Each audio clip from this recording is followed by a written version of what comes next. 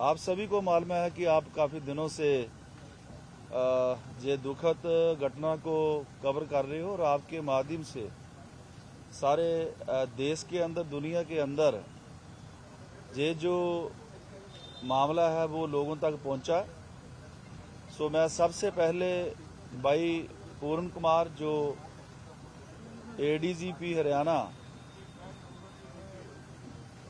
उनको उनकी आत्मा को शांति मिले ये प्रार्थना करता हूं, और उनका परिवार, उनके सारे जो दोस्त मित्र हैं उनको इस दुखद भरे माहौल से उबरने का बल मिले, ये मेरी अरदास है।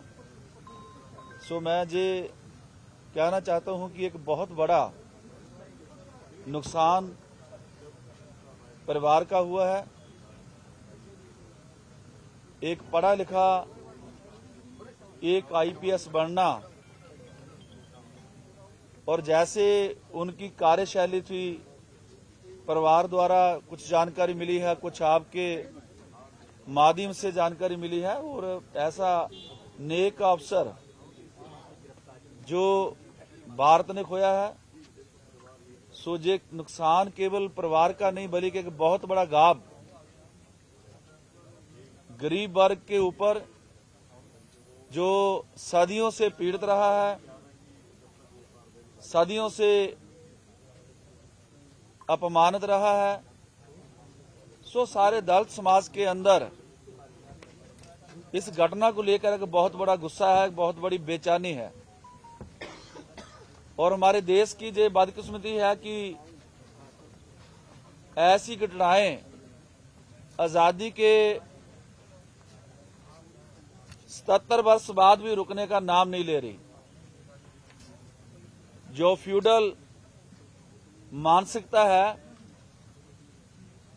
उसको किसी दायरे में नहीं देखा जा सकता, वो एक फिनोमेना है।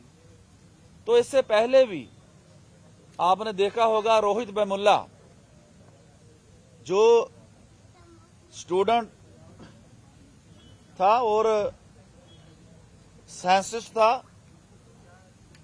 सो ऐसे जाति भेदभाव का जब शिकार हुआ तो रोहित वेमुला भी इस देश के अंदर उस जो उच्च जाति अहंकार है उसका शिकार हुआ, वो भी शहीद हुआ काफी वर्ष पहले। तो ये दो घटनाएं, रोहित वेमुला की और भाई पूर्ण कुमार की, ये ना केवल सिमिलर है बल्कि इस पाए पे जाकर जब कोई ऐसी घटना वापरती है तो आप अंदाजा लगा सकते हो कि जो खेत खलियानों में, गांव में, गलियों में काम करने वाला गरीब है उसकी अवस्था कैसे होगी, वो उसका जीवन कैसे गुजरता होगा। सो वो लोग जिन्हें ना तो इंसानियत की शर्म है, ना कानून का डर है, ना संविधान की उन्हें परवाह है। सो हम जोरदार ढंग से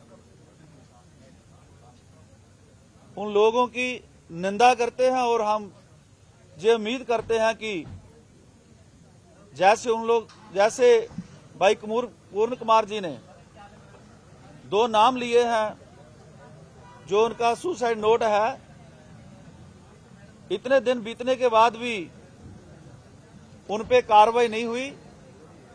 उन्हें तुरंत गिरफ्तार किया जाना चाहिए